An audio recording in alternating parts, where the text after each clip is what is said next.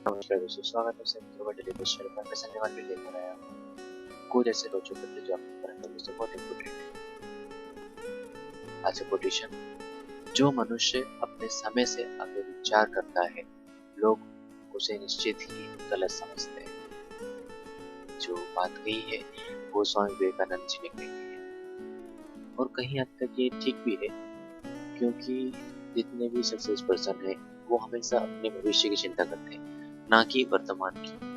वर्तमान को भविष्य की सोच के साथ इसको जीते हैं। जैसे एक कहानी आपको सुनाते हैं। एक बार इंद्रदेव किसी गांव से रुष्ट हो गए और गांव वालों से कहा कि जब तक शंकर जी डमरू नहीं बजाते, मतलब 5 साल तक अगर शंकर जी डमरू नहीं बजाते तब तक बारिश नहीं होगी।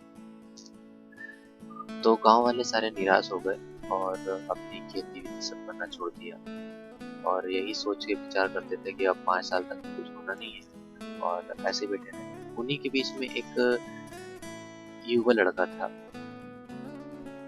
जो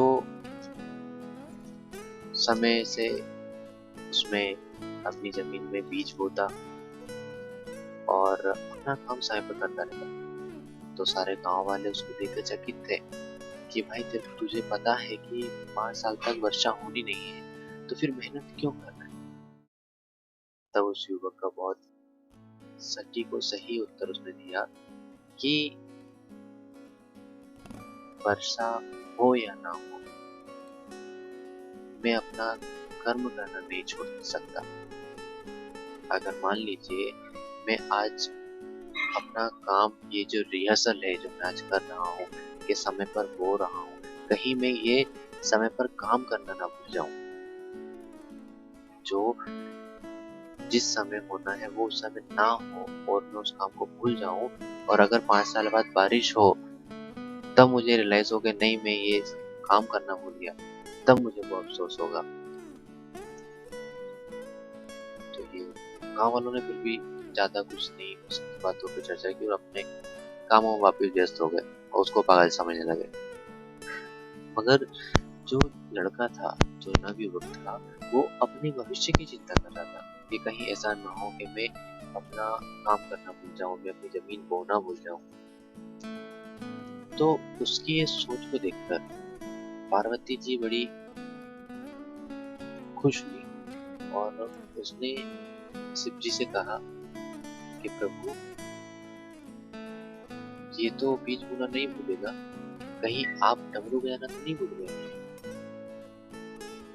तो शिव जी ने डमरू उठाया और बजा दिया। बोले देखो मैं डमरू बजाना नहीं सीखा, और जैसे ही उन्हें डमरू बजाया बारिश हो गई। तो कहने का तात्पर्य ये है कि उसने अपने भविष्य की चिंता की और वर्तमान में वही सब करता रहा जो भविष्य की उसको जरूरत थी। चलिए ठीक है, आगे बढ़ते हैं। केंद्रीय स्वास्थ्य मंत्री हर्षवर्धन ने कोविड-19 परीक्षण के लिए भारत की पहली मोबाइल लैब लॉन्च की। अगले साल 1 से 10 दिसंबर के बीच चौथे एशियाई युवा पैरा खेलों की मेजबानी बहरीन देश करेगा। भारत चीन झड़प के कारण सरकार तत्काल आधार पर सुखोई 30 व मिग 29 फास्टर जेट्स खरीदेगी।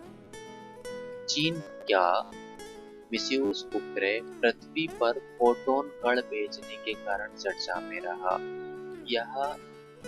ये जो मिस्यूज उपग्रह है, इसने अपना डाटा सुरक्षित भेजा है, इसको कोई क्रैक नहीं कर पाया, मतलब कोई उसमें टाका झांकी नहीं कर पाया। अभी तक का सबसे सिक्योर डाटा है।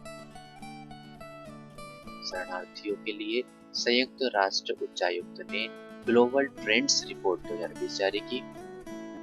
CSIR को कोरोना के खिलाफ चरण 3 परीक्षण के लिए दवा के उपयोग की मंजूरी मिली। सरकार ने दिल्ली के निजी अस्पतालों में कोरोना के इलाज खर्च को आधा करने का आदेश दिया।